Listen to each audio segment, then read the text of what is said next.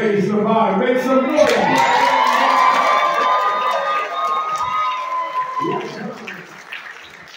Before I go any further, brothers and sisters, I learned earlier tonight that we are in the presence of an elder, a queen mother, who is the first black principal in the state of Nevada. Can we turn the light on one time? Or the queen mother elder, can we turn the light on one time? Say up, queen mother.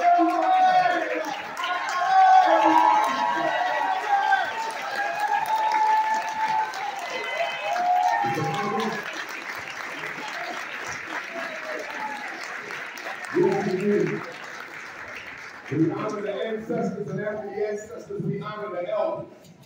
Brothers and sisters, I was doing some reading today about the state of education in the city of Las Vegas.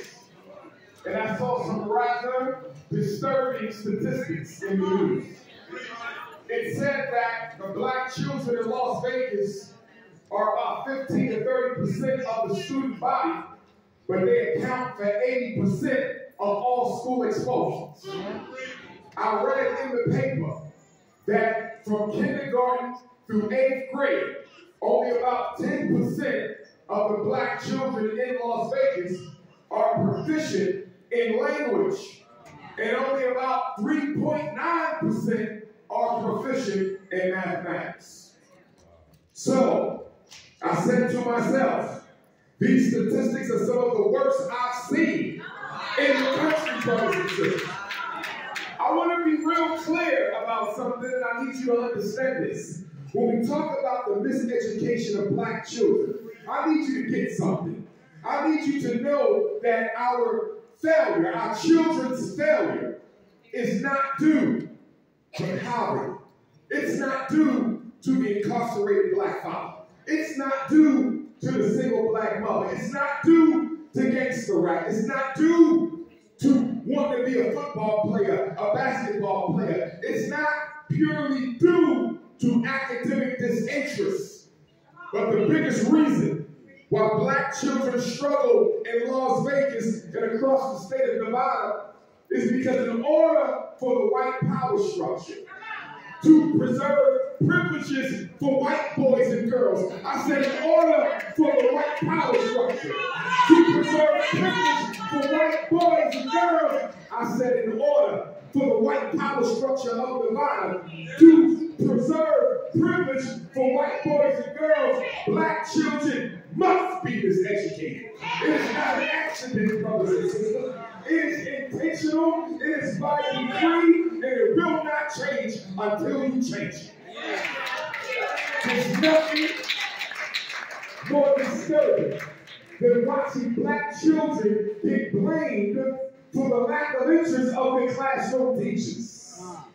What is the #1 predictor of success in the classroom?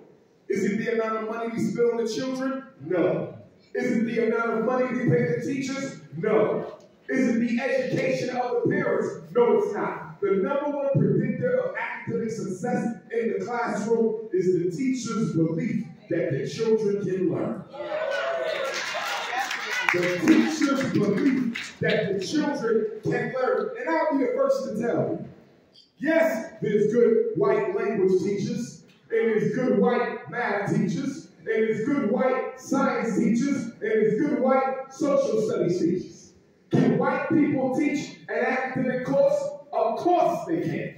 I've met great white teachers. But what we need to understand, and the reason why psychologists such as myself would argue that black children will never thrive in school. See, they survive in school, but they don't thrive in school. And one of the reasons black children don't thrive in school is they need a black teacher in order to teach them, because the job of the black teacher is not just to teach them how to read. It's not just to teach them how to count. It's not just to teach them science and social studies, but the job of the black teacher, and only the black teacher can do it. They have to teach the black boy and girl how to survive racism. Because if you don't know how to survive racism, no matter what else you learn will benefit you.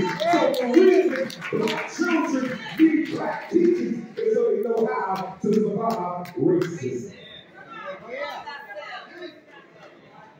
brothers and sisters, do you know that the public schools did not desegregate in 54 to give our children a better education? That's not why the Supreme Court overturned Brown in 54. The reason the Supreme Court overturned Brown in 54 is they were growing concerned at the quality of education black children were getting from those segregated, dilapidated black schoolhouses. See, those black schoolhouses didn't have the best building. They didn't have the best books. They didn't have the best furniture. They didn't have the best academic aids. But you know what they had? Black teachers who would rather die than see their children fail. See, one thing we got to get tonight, Black Nevada, one thing we have to understand was that we invented the gas mask before we sat next to white kids. One thing we got to understand, we invented the walkie-talkie before we sat next to white kids. Right. We invented the self-lubricating engine before we sat next to white children. Right. Most of the critical inventions of this country came out of the minds of black people who never sat next to a white child. The purpose of school desegregation was not to improve the education of black children, but to dumb it down. And they dumbed it all the way down to where our boys no longer are sitting around like Lewis Latimer figuring out ways to keep the lights on overnight. They're no longer sitting around like Granville T. Woods trying to figure out telegraphic communication. They turned into science for basketball. They turned into mathematics for football. They have stripped our children of their black imagination. The purpose of a school is not to tell you what to think. The purpose of a school is to turn on your internal genius so you will learn what to think. See, one of the big things missing from education of black children is they are totally disconnected from the melanin factor. And what do I mean when I say our children are disconnected from the melanin factor? I'm saying that if we want black excellence from black children, we have to connect the color of their skin to the intellectual power of their soul. Until we restore divinity to the complexion of black children, we'll never get black excellence. See, you have to activate melanin in the African child. You have to activate melanin. And public school doesn't activate melanin, it deactivates melanin. See, our skin color is not just a complexion. Our skin color is our divine connection to supreme consciousness. And if you leave it out of the intellectual discourse, you're robbing our children of one of their greatest intellectual gifts. The great black psychologist, Dr. Amos Wilson, who I think was the greatest black scholar of the second half of the 20th century, he wrote a book, Developmental Psychology of the Black Child, that you all need to read. And Dr. Amos, a gaudy Pan-African psychologist just like myself, he went and found studies that proved black children from birth until age 5 outperform the children of every other race on measures of intelligence.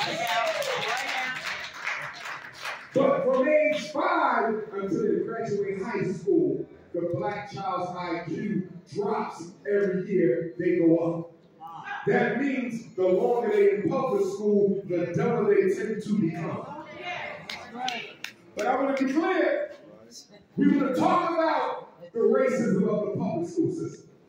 But we have to talk about the complicity of the Negro community.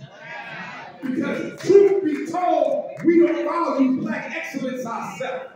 Truth be told, we're more interested in football players than scientists. Truth be told, we value the basketball player more than we value the child who scored the highest on the test. See, I can fail every class in Las Vegas, but if I can shoot that basketball, I'll still be a childhood hero. 2 months ago, we celebrated Christmas. But how many of you bought your children books for Christmas? Almost no books in the black home. See, as a therapist who goes into homes, the first thing I look for is a bookshelf. And why do I look for the bookshelf? Because I know the average black child reads 2 grades below their class standard. And I know that if their parents don't make them practice, if their parents don't take them to the library, if their parents don't take them to the bookstore, they'll never catch up. And if a black boy can't read by the time he finishes the 5th grade, there's a 75% chance he'll spend some of his time in prison. So in your house, is there such thing as homework, or is it an endangered species? In your house, is there such thing as quiet reading hour, or is it an endangered species? In your house, is there such thing as a bookshelf, or is it an endangered species? Is there a dictionary, an encyclopedia, a thesaurus in your home? If your home don't have any reading material inside of it, it's not a house. It's a prison preparation laboratory.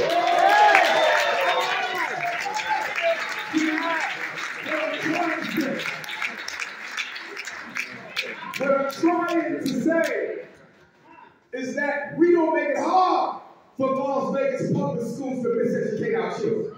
Because we support them in that agenda knowingly or unknowingly. I remember once upon a time, I thought the video game was the biggest distraction from academic excellence for black children. It's no longer the video game, it's social media. Your son and daughter spend 10 hours a day on social media. I'm trying to understand how they got a social media account failing a major subject. I'm trying to understand how there's a video game unit in your house and you got a child failing a major subject. If there's any black home with a video game system and a child failing a major subject, then that's a black parent who's comfortable with academic suicide. And then, when the schools desegregated in 54, white folks said we want to start our own schools. And so the biggest explosion in private schools in America came between 54 and 74. Dr. King's Civil Rights Bill came. White folks still wouldn't desegregate their schools. The 1970s came. They started busing black kids into the white schools, but most public school districts refused. So the federal government came up with an idea. And that idea was called special education. And the federal government went to the white school districts of America and said, listen, we know you don't want these black children, but you're making us look bad internationally. So this is what we want to do, white folks. We're going to take these black children in the front door. Once they get in your school, you can resegregate them again. But don't say you separate them from the white kids because they're black.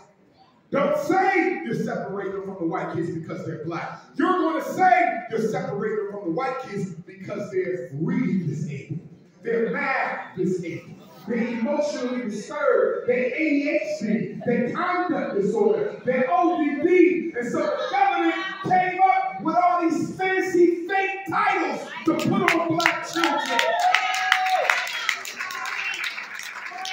Yeah. And now today in Las Vegas, at least 40% of you have a child taking some form of psychiatric medication. 10 milligrams a day of Ritalin, 5 milligrams a day of Adderall, 6 milligrams of Concerta. Nothing but synthesized crack cocaine. And you're giving your son and daughter crack cocaine so they can sit still long enough to be miseducated by white female teachers.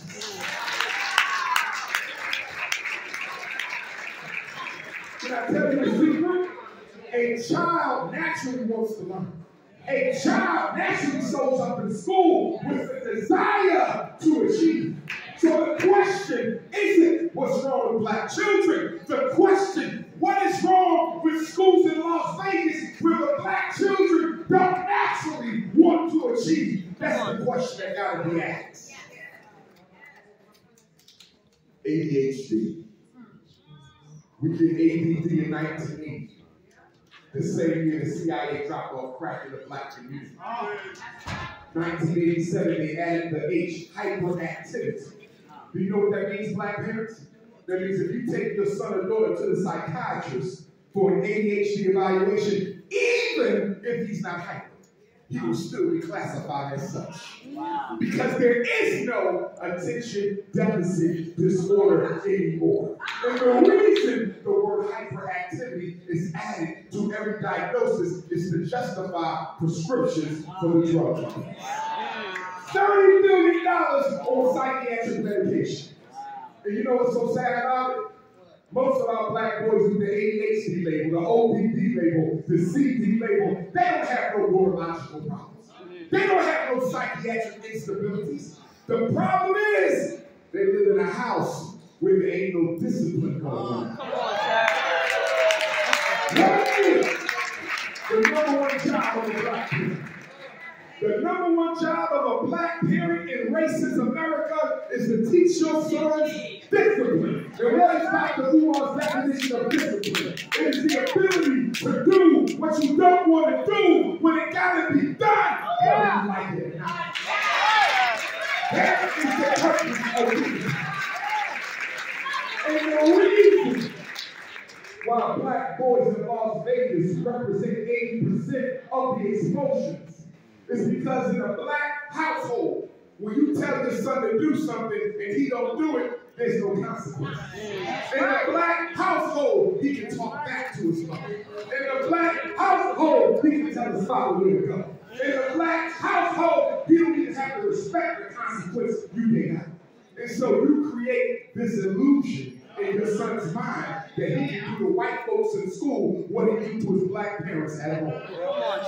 And when he gets to school, and those racist white teachers who can care less, the first time they tell him to do something, and he don't do it, it comes with suspension. And God forbid he threatens somebody when he's angry. Because I want all you black parents to do something when you go home tonight. You wake your children up, you wake them up in the middle of the night. I don't care if they're first graders, third graders, fifth graders, or ninth graders, and you tell them, you better never threaten a teacher, you better never threaten a child, you better never threaten to destroy school property. Because if they do, they will be expelled from school. Black preschool boys are being expelled from school more than white high school boys. And you know why? Black folks still don't understand that in America, black males are not allowed to be black boys. Let me say it again. In America, a black male is not allowed to be a boy. White supremacy will treat your 3-year-old son like he's 30. White supremacy will treat your 10-year-old son like he's 25. White supremacy will treat your 17-year-old son like he's a 40-year-old grown man. There is no adolescence for a black boy. And I need you mothers to understand that. Because every time you let this son get away without suffering a consequence, the more you have just empowered him to go to school and think he can get away, and it's not going to happen. See, the problem with school is in order to properly teach a child, you got to love him. In order to really teach a child, you got to love him. And we got too many teachers who don't love the children that they're teaching. And when there's no love in that classroom atmosphere, if there's no compassion in that classroom atmosphere, if there's no empathy for the child's life outside the class in that classroom atmosphere, then the child's natural motivation to do his best will automatically wane and die. Because no child is going to try unless they know the teacher cares enough to catch them if they fall. That's right. Brothers and sisters, I want you parents to be real careful about getting your children evaluated for special education. As a school psychologist, this is what I do for a living. And I want y'all to know special education is a trap. I want y'all to know special education is a hustle. I want y'all to know special education is a racket. And I want you to know special education is the school-to-prison pipeline. Under no circumstances, Los Angeles. And before you leave here tonight, I'm going to give you my personal cell number. So any parent having an issue with their child, and you need Dr. Umar to look at that evaluation again, or look at that IEP again, or look at that 504 plan again, or look at that behavior intervention plan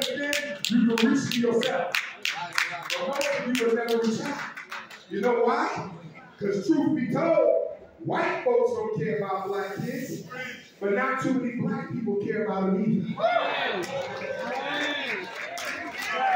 See, I always say, if a black child got a teacher who cared and a parent who don't, he's likely to make it.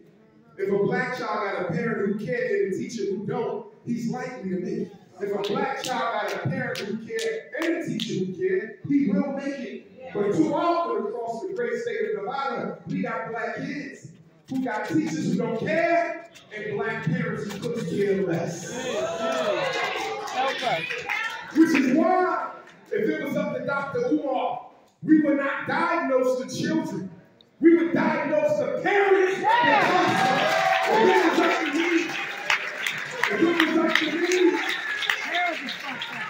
If it was up to me, we would never put a reading disability label on a little black boy. We'll put it on his father. We'll never put a math disability label on a girl. We'll put it on his mother. Because guess what? A child can't fail until a parent failed them. Oh my God.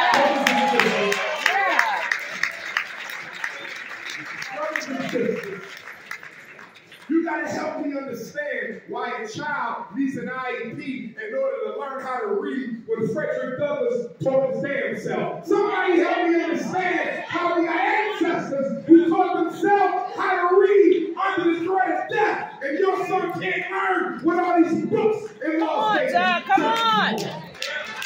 Yeah. Let me tell you a little secret.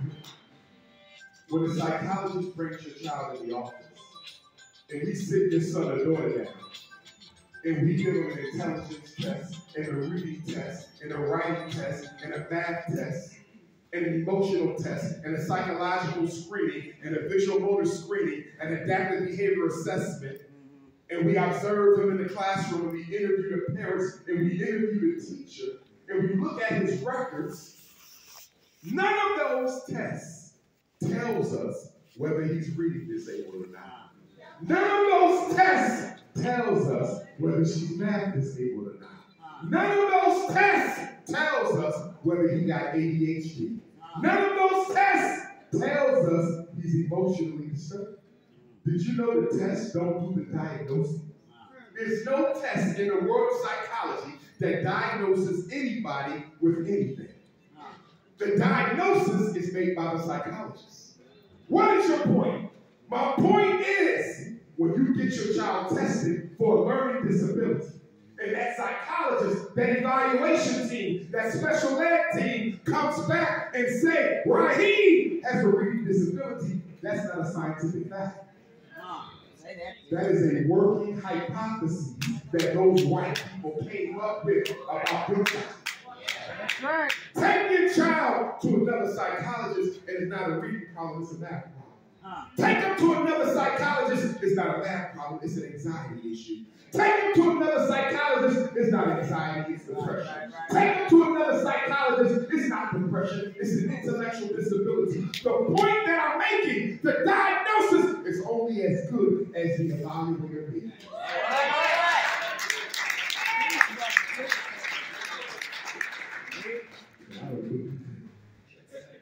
There's no blood test to prove a learning disability. There's no X-ray to prove a learning disability. There's no CAT scan to prove a learning disability. There's no MRI to prove a learning disability. It's a man-made condition. White folks made it up to brainwash black parents into thinking your children can't learn as well as the white ones. That's right. And I want you parents to never fall for the trap of getting a kindergarten, a first grade, a second grade evaluated for learning disabilities. How can a 5-year-old be reading disabled? How can a 6-year-old be math disabled? How can a 7-year-old have ADHD? Have you seen the definition of ADHD? Can't sit still, taps with his hands and feet, acts like he's driven by a boat, loses things necessary to get his work done, can't play quiet. What child plays quiet? Do you know what ADHD is? ADHD is the demonization of traditional black male alpha behavior. Public schools are ran by women. Boys are young men. When boys go to school and can't sit still like girls, they're automatically considered abnormal. And we as a black community has bought into this narrative that says if a boy can't act like a girl, something's wrong with him.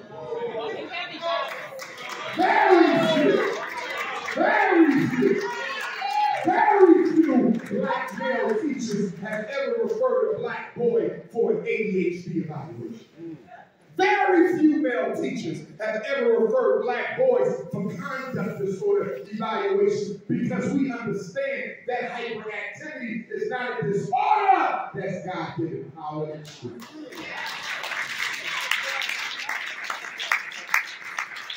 Which is why I refer to ADHD as what it really is, brothers and sisters. Ain't no daddy at home disorder. And why do I call it ain't no daddy at home disorder? Because over 70% of black boys diagnosed with ADHD don't have a consistent father figure in their life. This has nothing to do with psychiatry. This has nothing to do with psychology. This is a war against black men that sends the fathers to the penitentiary and their sons to the psychiatrist. Black mothers, I need you to stop believing everything the classroom teacher tells you. That's right. That's right. Some of y'all be looking for specialists.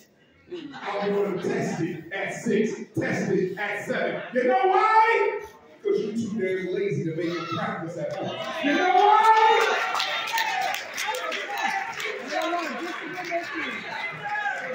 You're too lazy to check homework at night. You know why? I had a black mother coming to my office one day. She said, Dr. Ifa Tunde, you don't know what you're talking about because his father wasn't special ed, his uncle wasn't special ed, his brother wasn't special ed, I was in special ed. She said special ed runs in the family.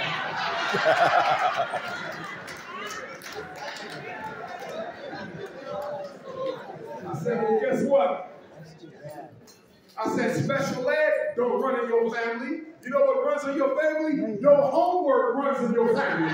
Your parenting runs in your family. Not going to school runs in your family. Not going to report card conferences runs in your family. Your son is not in special ed because of a genetic link. Your son is in special ed because of the intergenerational transfer of failure and mediocrity.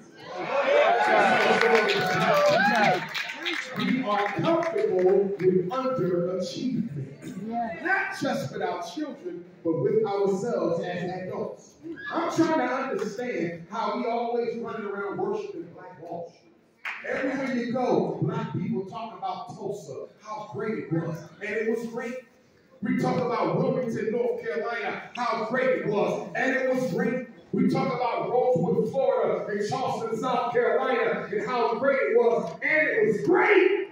But that was over 100 years ago. If you love Black Wall Street as much as you do, then somebody explain to me why nowhere in this United States, 50 million Africans spread across 50 states, and you don't have a Black Wall Street nowhere.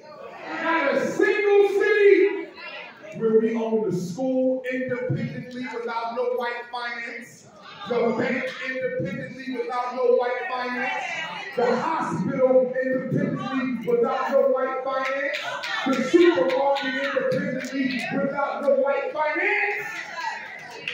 You know why? Because even though we're $2 trillion people, even though we're the richest Africans on the planet Earth in terms of take-home pay, even though we're the wealthiest black people in the world, slavery did something to us that led to a dysfunction in our behavior. Slavery took from you and I. Slavery stole from black people the natural God-given desire to want to control your destiny. And this is why Black people so comfortable letting the Latinos gentrify your community. This is why black people so comfortable letting white folk miseducate your children. This is why black people so comfortable spending $30 billion a year on hair and weave products. $30 billion a year. Black woman, do you know that your weave, hair, and wig bill is more than half the countries in Africa have to operate on for the whole year? And that's what you spend on weave, hair, and wig, because for 400 years, the white man that made our black women feel so insecure about the way she looked that she spends 1/3 of her disposable income trying to enhance her beauty. Black men, $2 billion on Air Jordans every year, but our boys ain't got no schools that they can go to. $1 million on McDonald's, and our elders are dying in racist hospital beds. $800 million on chicken, turkey, beef, and pork, financing your own cancer. All these college degrees we got, all these government positions we didn't achieve, all these black millionaires and billionaires we got, but what good is any of it if your mind is just as under control of the white man now as it was 400 years ago? Las Vegas,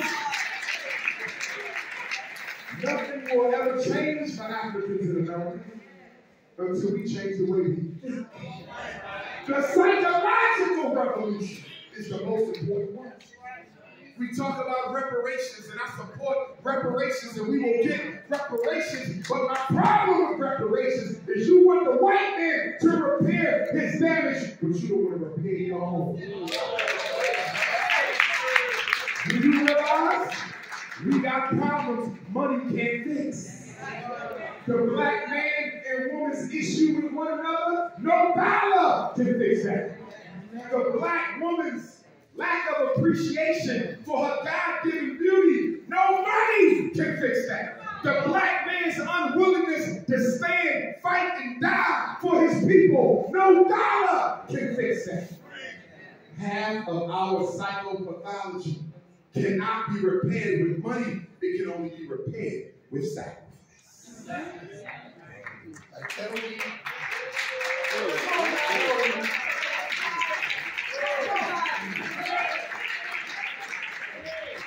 Let me get my towel one time.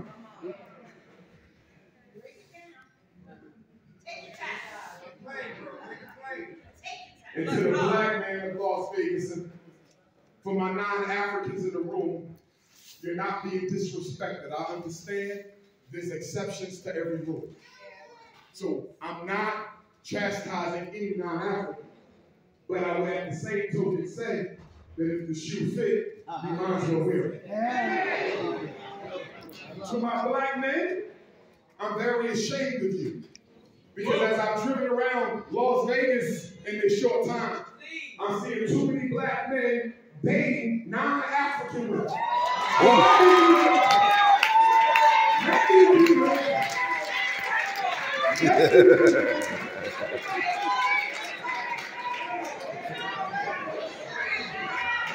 Any Negro man who don't see beauty in his own woman, any Negro male who don't see attraction in his black woman, any Negro male who don't see God in a black woman, any coon in Vegas who can't love the black woman ain't worthy of being called a man.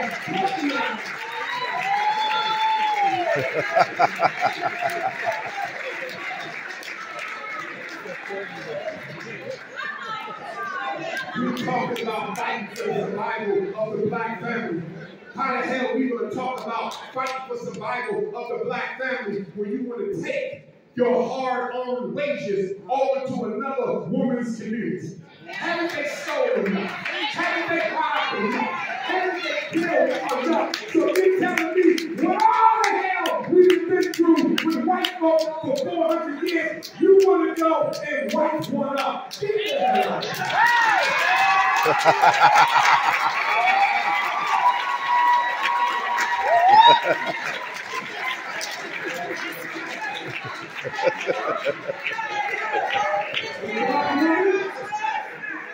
Black woman, don't you follow suit with what the brother was doing. Some of y'all say you want to be a bunny? You want to be a puppy? That's just what it says. Because the black woman is the form of civilization. You are the earth being that God put on earth to bring forth life. So you are the living manifestation of supreme consciousness. You are God incarnate. For a black woman to spread your wings and let your slave master inject his ancestors into your heaven. Because you know, you make a child. That's the coming together of two families, two DNAs, two sets of ancestors. So, do you really think Harriet Tubman want to have a cookout with Adolf Hitler? Do you really?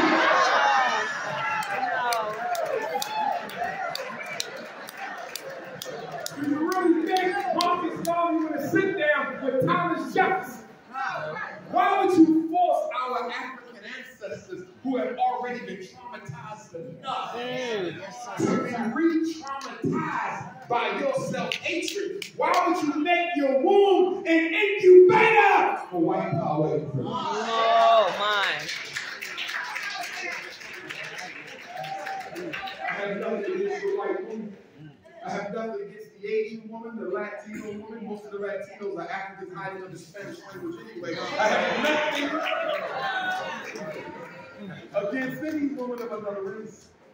But I'm concerned about the survival of my home. One thing we're going to have to do right, black people, if we're going to get back to glory, is we have to stop feeling insecure about putting our people first.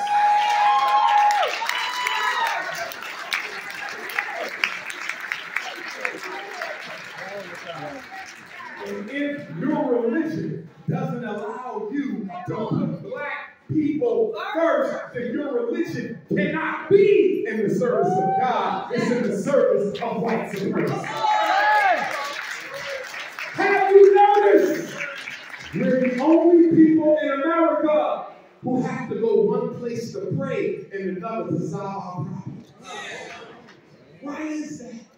You can go to the church and worship God, but when you say, let's talk about police brutality, the pastor says, you can't do that yet. Let's talk about the gentrification of Black Las Vegas. You can't do that here. Let's talk about economic apartheid in Las Vegas. You can't do that here. So how can you tell me that you are a servant of the Lord when you're comfortable with your people living in hell? Black religion has been one of our biggest problems in the post-Dr. King era. And what makes the black church, not all of them, because I'm a descendant of pastors, there's a few exceptions.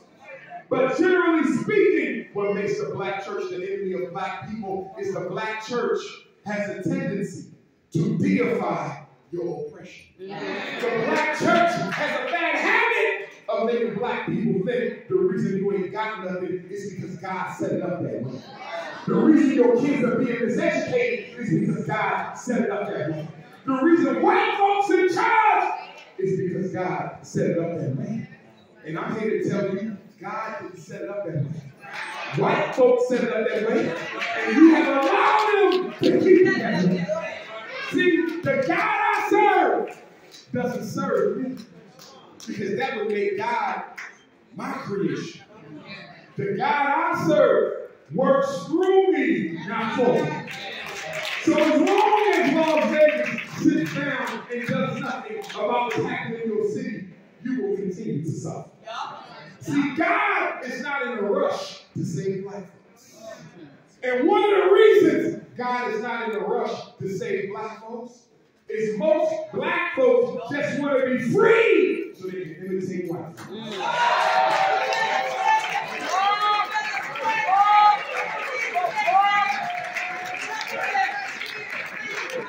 If you want to be absolutely honest, have you Negroes in here tonight ain't got a problem with white people in charge. You got a problem with the position white people in charge gave you.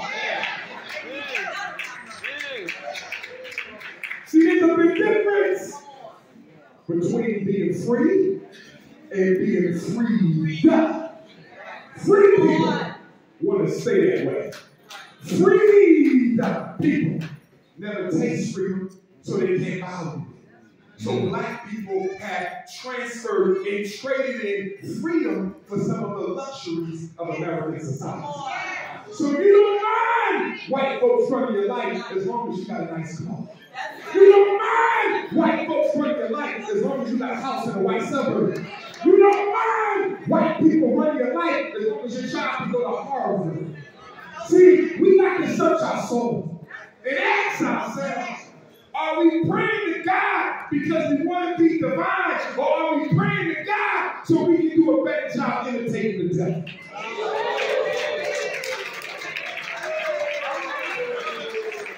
Get the lashings. Get the lashing. Black parents, don't you ever sign no special ed test agreement. Don't sign that paper unless you have a conversation with me. And if it has anything to do with a reading or math disability, don't you sign it at all. Most of your children go to Title I schools. Title I money is money that comes from the Elementary and Secondary Education Act, 1965, Lyndon Baines Johnson. He sent money into the schools to help poor children with reading and math. So can I ask you a question? If most black kids are sent to special ed for reading and math, and every school in Las Vegas just about gets Title I money for reading and math, why isn't the principal using Title I money to get the reading and math scores up? Why are they sending your child to special ed? It's because they're using the Title I money however they choose. And using your child for special ed. See, every time I put a kid in special ed, the school gets extra money.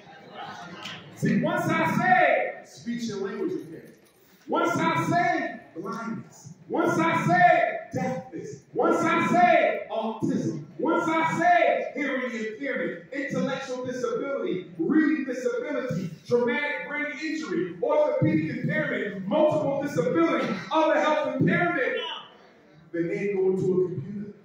It goes to the state of Nevada Department of Education. And by the end of the month, an electronic transfer of funds is sent to the school district in the name of your child. So let's do the math one time, Las Vegas. You got a second grade boy who you let them evaluate and classify as reading disabled, or emotionally disturbed, or intellectually disabled, or math disabled. Your son is in the second grade. So let's say hypothetically, in Las Vegas, they spend $10,000 a year for people. Once I say he needs special ed, he's not worth $10,000. He's worth $20,000. And guess what? They get the extra $10,000 every year he stays in special ed. So if your son is in the second grade and he got 10 more years until he graduates, $10,000 extra dollars times 10 years is how much? $100,000 for one black boy. 10 black boys, $1 million. 20 black boys, $2 million. How many black boys in special ed in Las Vegas? What is the Las Vegas special ed budget? Let me ask the question another way. How many racist white teachers is living in the suburbs off the fact that you let white folks tell you your children can't learn as well as anybody else? Come on, sir. Which is why I'm not saying, no disrespect to the other groups, but I'm not here to talk about that. I'm a black man. And I speak for black people, and I speak for black people only. Come on, sir. That's right. I want what's best for the Latino children. I want what's best for the Native American children. I want what's best for the Arab and the East Indian and the Anglo-Saxon children. I don't want nothing bad to happen to any child. But when I speak for my own, because none of these other groups have ever come to the defense of black children. Not one. White folks don't ever fight for our kids. Brown folks don't fight for our kids. Yellow folks don't fight for our kids. And red folks don't fight for our kids. So when I speak, come on. I can't take no time away from the white, the yellow, the brown, the red, because I'm too busy focused on the black. Yeah. Woo. Yeah. That's right.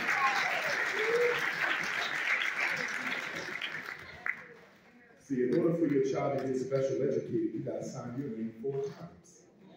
So stop saying, they put my child. Tell me what you think. Because you have to sign permission for the psychologist to test. That's me.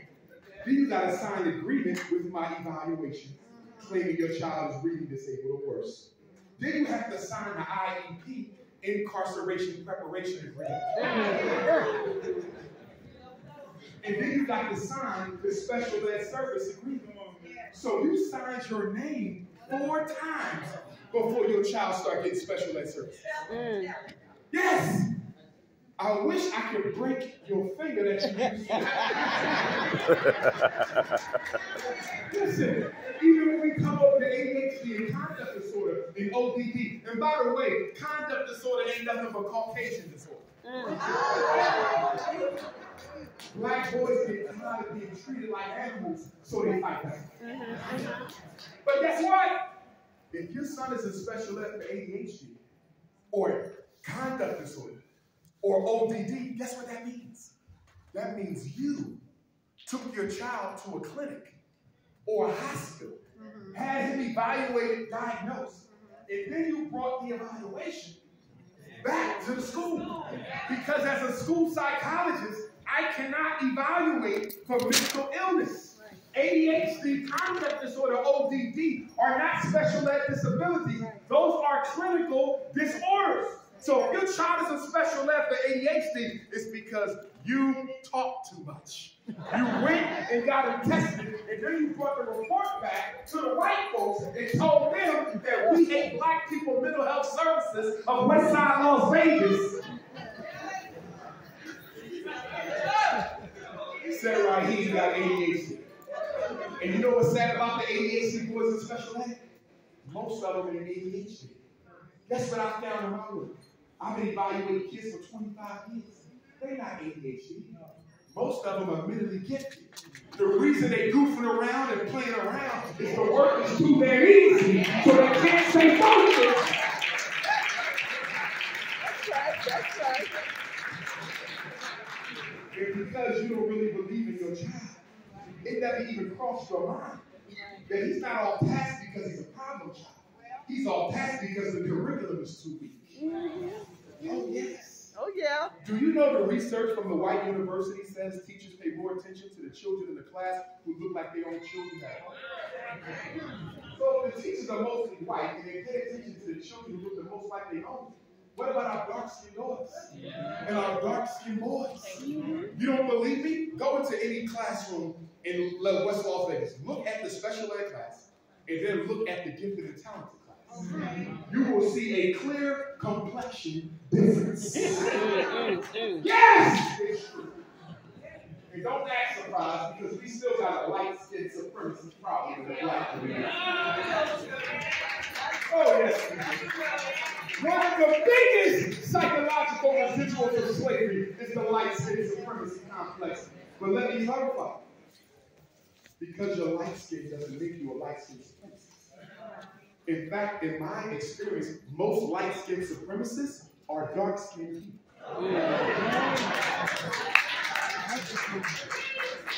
I'll give you an example. Clarence Thomas, Supreme Court Justice.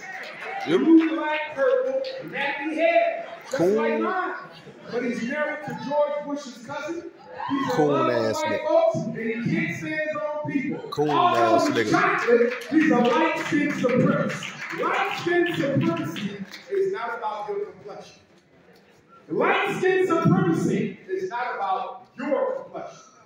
It's about the complexion you prefer to have around you.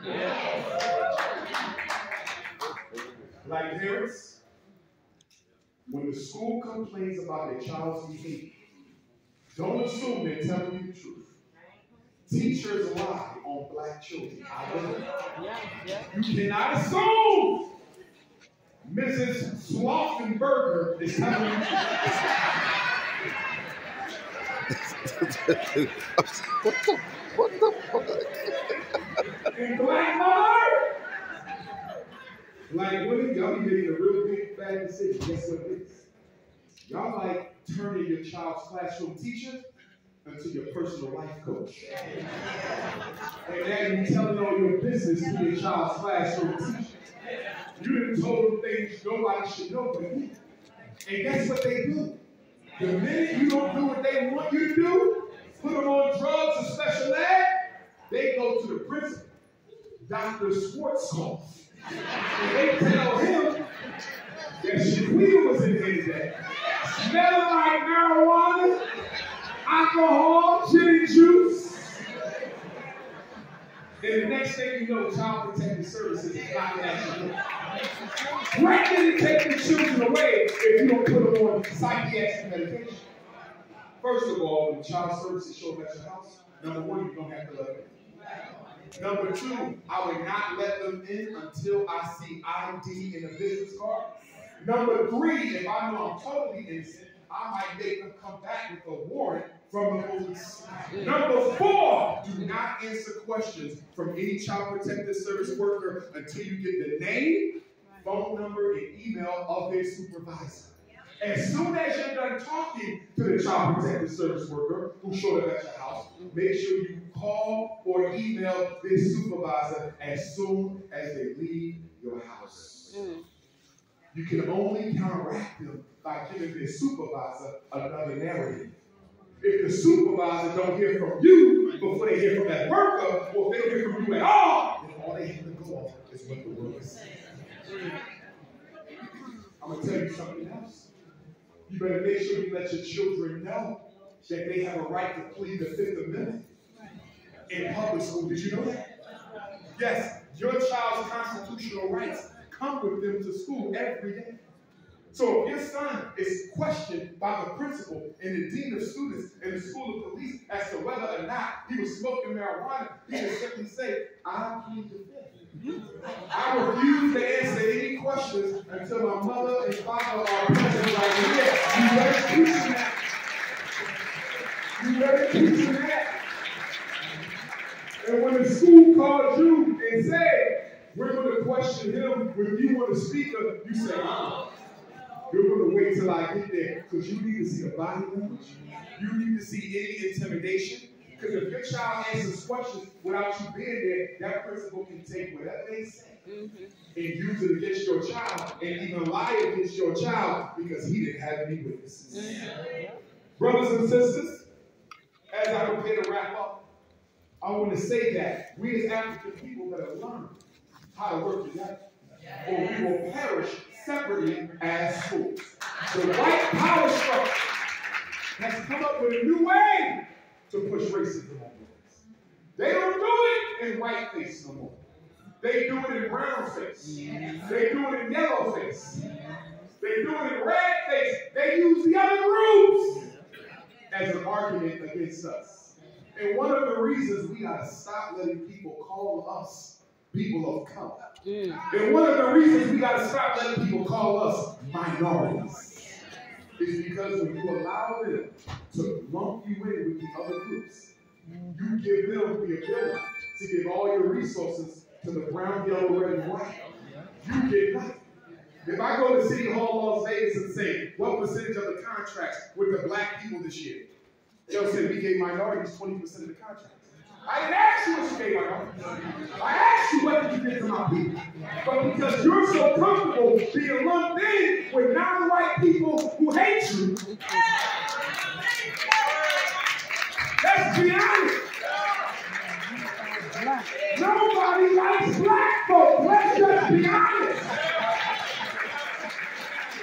But the first thing you go through was your low racial self-esteem. People of color, people of color, people of color. It's all about people of color. Where were the people of color when Trayvon Martin got snatched?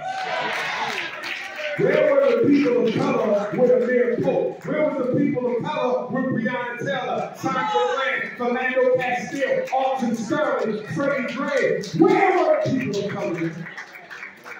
The only time the people of color show up to be with black folks is when they see an opportunity to claim some resources for their community. And the minute they get finished using you, they act like they never knew you. Brothers and sisters, I want to bring this to a close. Take out your phone so you can take my cell number. I'm going to come back to Las Vegas because I have to do my Black Parent Boot Camp. It's a 12-hour training that teaches you how to be an advocate for your children. If somebody has a space we can use for free, we can expedite that training and do it in the next 2 months. My cell number is 215-989-9858. I'll repeat it twice. 215-989-9858. Once more. 215-989-9858. In conclusion, I want to say thank you to all my brothers and sisters across the state of Nevada who stood by me this past 9 years while we were building the Frederick Douglass and Marcus Garvey Academy. And we will be having a grand opening in April or May. The Garvey building is complete, brothers and sisters. Thank you for sticking with me. Thank you for being here. And if you want to work at the school, send me your resume. We need science, we need language, we need math, we need social studies, but we need African martial arts, we need music, we need art, we need food, we need agriculture. Send me your resume. But black woman, if you're going to work at the school, you got to come to work.